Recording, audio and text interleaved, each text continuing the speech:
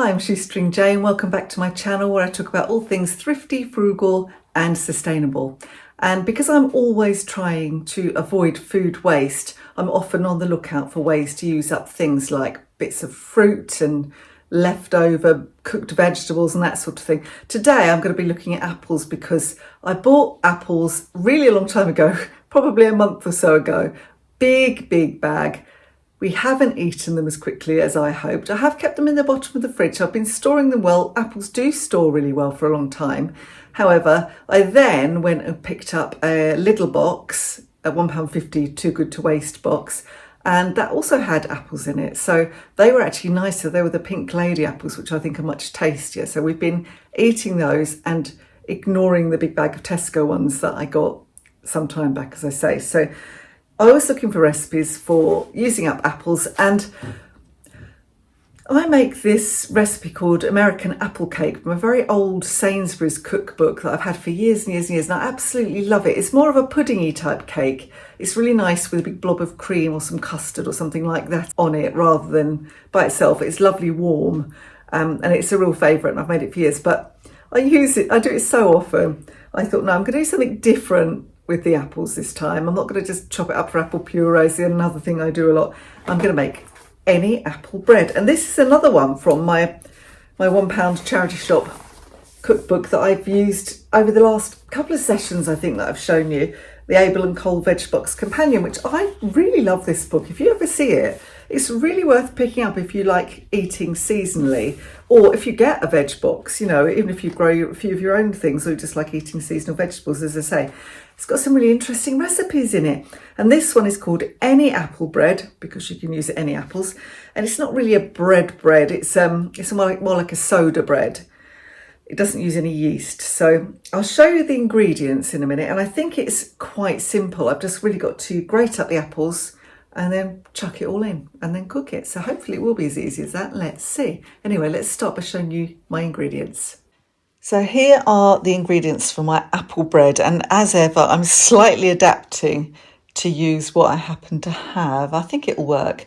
So what I need is 150 grams of plain flour, got that, and I need 200 grams of wholemeal flour. Well, I only have this strong wholemeal flour, but since I'm making a type of bread, I'm sure this is going to be okay, and it needs using anyway because I very rarely make bread and this is out of date, so I need to get it used up. So I need half a teaspoon of salt.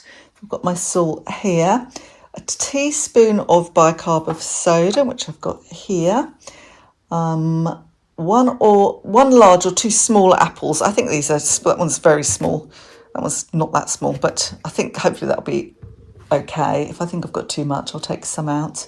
A few handfuls of chopped nuts. That's just for sprinkling on top. So I've got those.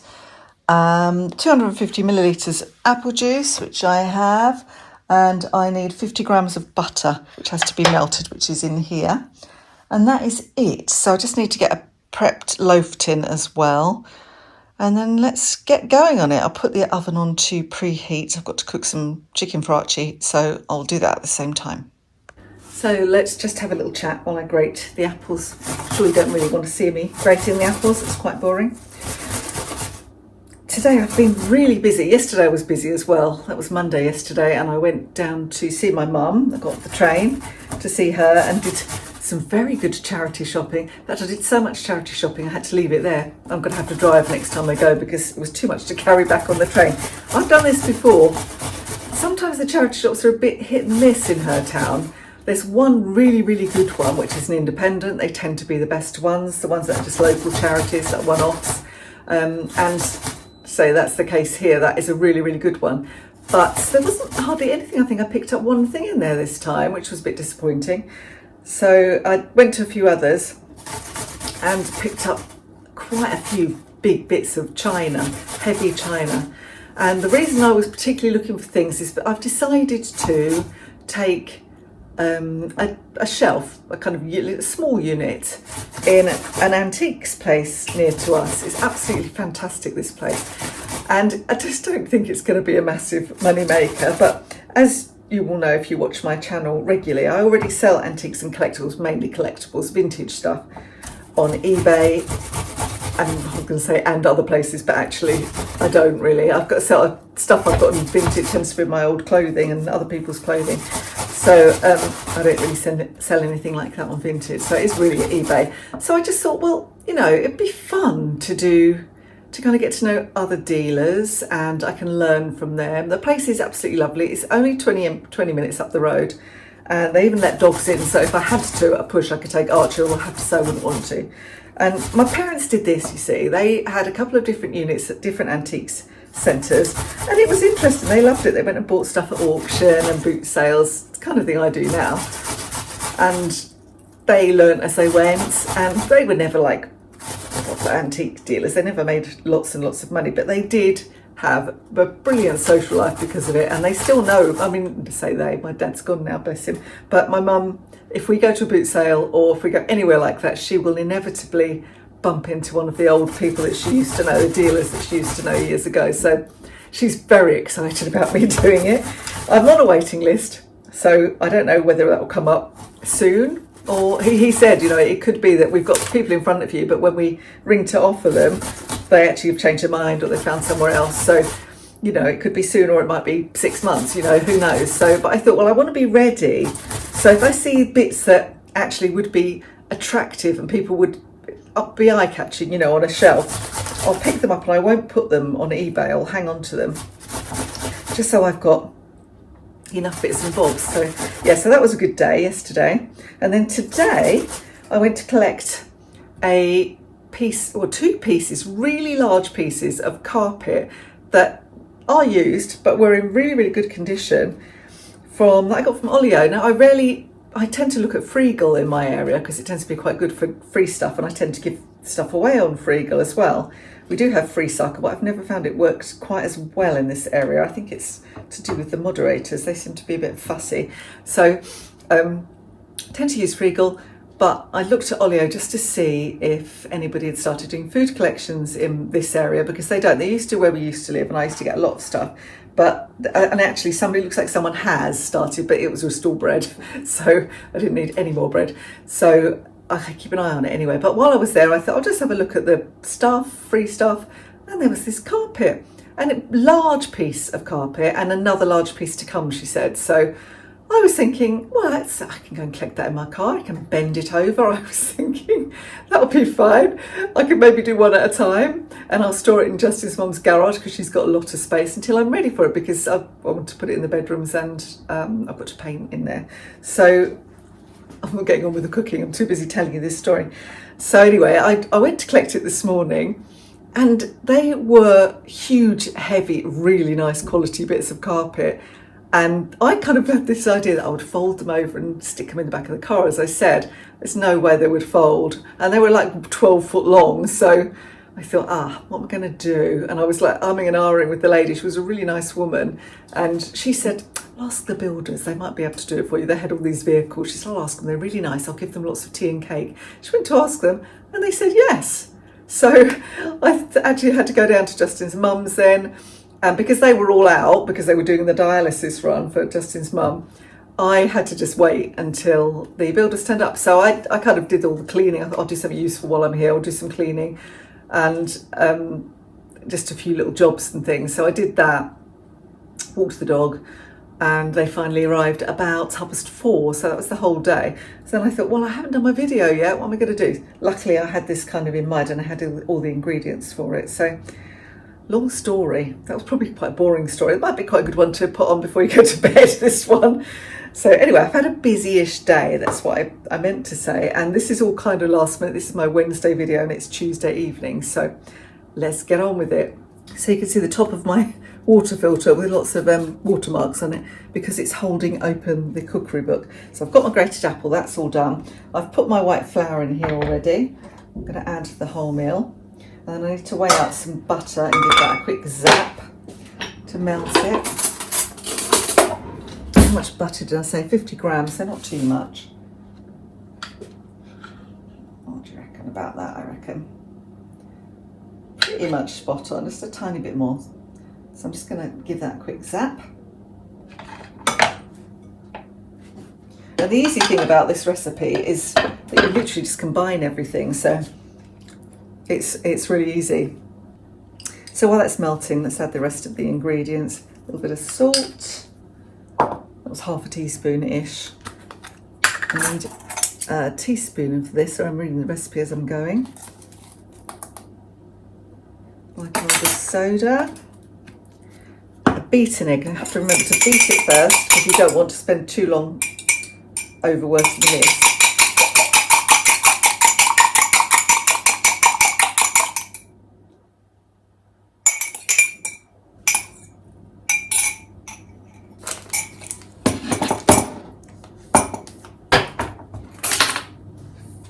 Apples. I don't think this is like any sort of bread that most people eat. I also need my maple syrup. Again, I'm just hoping this works. It's not quite as sweet as honey, is it? What do I need? Two tablespoons. Actually, you need 2 tablespoons of honey. But then again, it's not a super sweet bread, this one. It's a sweetish bread, a bit like brioche or something like that, I think. 2 teaspoons. When I go to I do my online shop, actually I'm going to do this week, I will actually get some honey because I keep wanting it, and it's very, very rare we don't have honey in our house, and we haven't got any. So what else do I need? Oh yes, my butter, which is now melted. It's very, very easy. Oh, my apple juice as well, I'll put that in. It's quite wet. It's quite a wet recipe at this moment. So you will also know, if you watch this channel often, that I often experiment. And the reason I do it to camera is because I want to show people that you can just have a go and it nearly always works out. And you don't have to be an expert. The more you do, the more expert you get, and the more kind of confident you get to kind of change things around a little bit, you know. I mean, most of you are frugal folk who watch this and you're already big cooks, you already do the cooking. But some of you might not, and you might just feel a bit kind of worried about getting cooking, having a go, trying something new. And I think just give it a go. And it's always worth giving it a go with something that might otherwise be wasted, because then you're, you know, if it doesn't work out, it's not the end of the world, is it? It nearly always does. Actually, that's gone quite good now. I said it was quite wet, but actually that looks pretty good. It's not like a dough though, so it's not like you, as you can see, it's not like a normal bread dough. So I'm really hoping it's not going to stick to my loaf tin, because I normally line my loaf tin, but I decided to use the trick that the author mentions, which is to grease your loaf tin and then to lightly flour it. So I thought I'd give that a go and see how that works out. So let's get my loaf tin. Here you go. So again, this could be an experiment, and it could be that I actually regret doing this and wish I'd lined it like I normally do. I do if I'm doing a cake or, you know, a loaf, banana bread or something like that, but this is slightly different. It is very cakey though. I'm very interested to see how this works out and if this is going to be nice for breakfast tomorrow. Okay.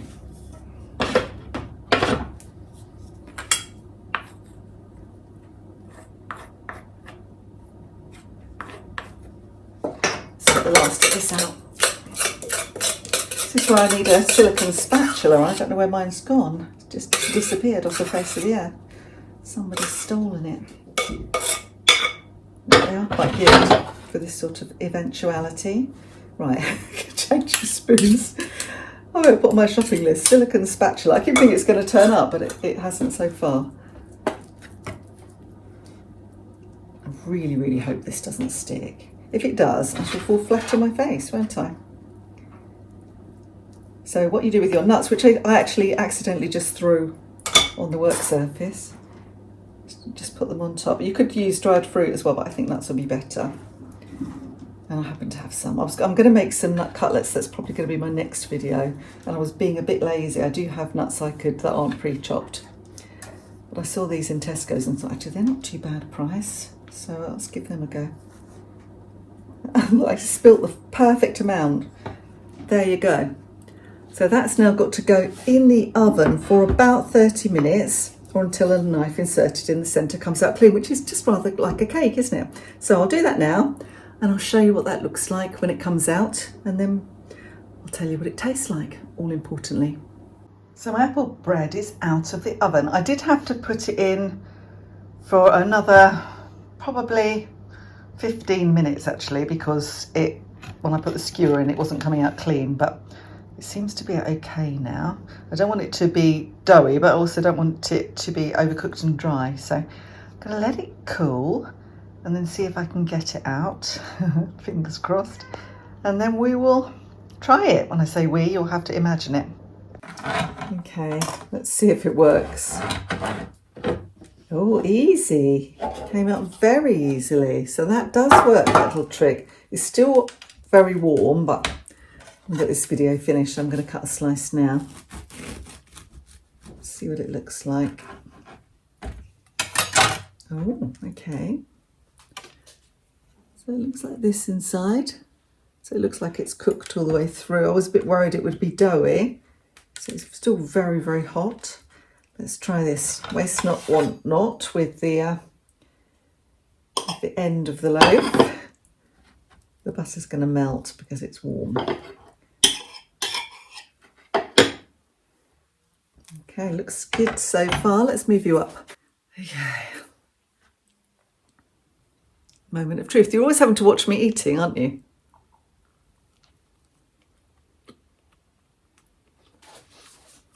It's quite chewy, but I think that's the end because I got the end of it. The knobby, as we call it. But it is nice. It's a slightly sweet, slightly cakey sort of bread. So the suggestion in the book is to have this for breakfast.